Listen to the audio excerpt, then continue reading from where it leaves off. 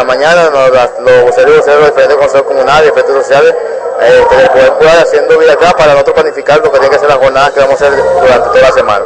Como por ejemplo, los días lunes vamos a estar nosotros, se reúne la mesa de defensa electoral, se reúne la mesa de cultura, a las 7 vamos a estar en el Consejo Comunal La Candelaria, que va a estar teniendo cuenta de su comunidad. El día martes también se reúne la mesa de economía, se reúne la mesa de educación. A las 7 vamos a estar en el Consejo Comunal de Victoria, que está conformando la nueva elección de la vocería. El día miércoles de la mañana vamos a tener una jornada en el Centro de Educación Inicial de la Llanada, sector 2, con todos los niños, recreativa y deportiva. Vamos a estar dándole un obsequio a todos y cada uno de los estudiantes de la educación inicial, tanto del turno de la mañana como el turno de la tarde. Va a estar la mesa de juventud y la mesa de deporte activada ahí toda la mañana y toda la tarde.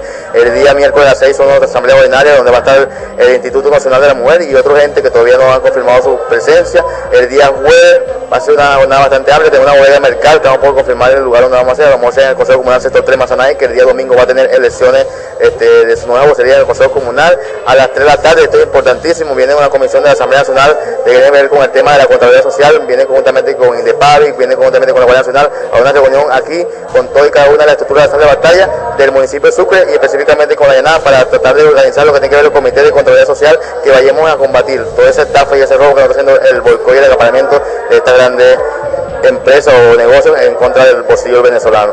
De igual manera se va a estar reuniendo la mesa de vivienda, que ya fue incorporada, está la camarada Aide Ramírez asumiendo ese compromiso el día pasado jueves, fue electa. Se reúne la mesa de la juventud, se reúne la mesa de deporte también a esa misma hora. El día viernes vamos a estar apoyando a la escuela Leo Kanner, donde ellos están cumpliendo su segundo aniversario, una escuela que hicimos nosotros a través del Poder Popular, que se hizo una escuela para los niños especiales aquí en Llanada. Vamos también apoyando con actividades culturales.